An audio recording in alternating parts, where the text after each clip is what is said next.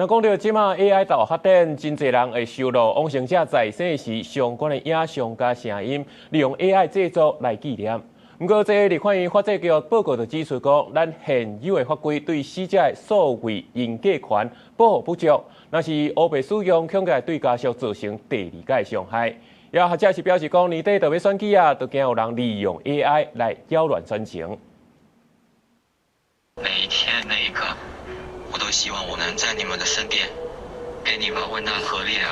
替爸母加油，這不是吳東學在生的錄音，而是爸母收集伊在生前的影像、聲音，佮利用 AI 製作出來聲。真濟人會利用 AI，互過身的人所謂互換。不過立法院法制局報告指出，現行法規對死者名譽加所謂人格權保護不足，若是用亂用，恐驚造成這個家屬第二擺傷害。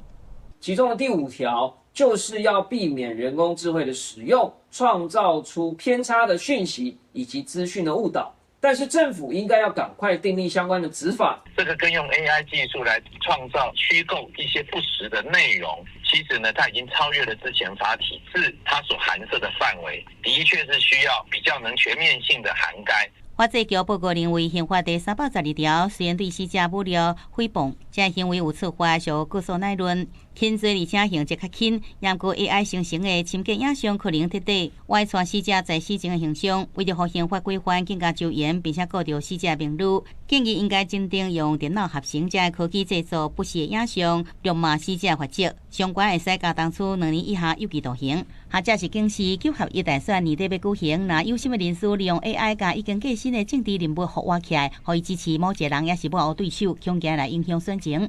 那它可能會造成民眾的一些誤認，甚至會造成民眾的一些誤判。這個部分都國家必須要強制力，要求社群媒體或者相關的仲介業者啊，立刻配合辦理。所以這個部分的確是有必要啊，明定的法律。選辦法對欽假已經加重刑責。根據選辦法第104條規定，利用深度假造聲音、影像、電子記錄、散布謠言，也是傳播不實之事，意圖讓人無當選，應處7年以下有期徒刑。不過學者認為，法令規定對象敢若限制換掉的人，也若所謂互換的信息，往往在真短時間就使來影響選情。上個重要是，檢警調查單位必須能力真緊來鑑定影像真假，並且要求是鐵律，也建議愛訂定更加明確法規，愛予社群平台在假信息發生時，就會使配合加相關的假信息鐵律。記者綜合報道。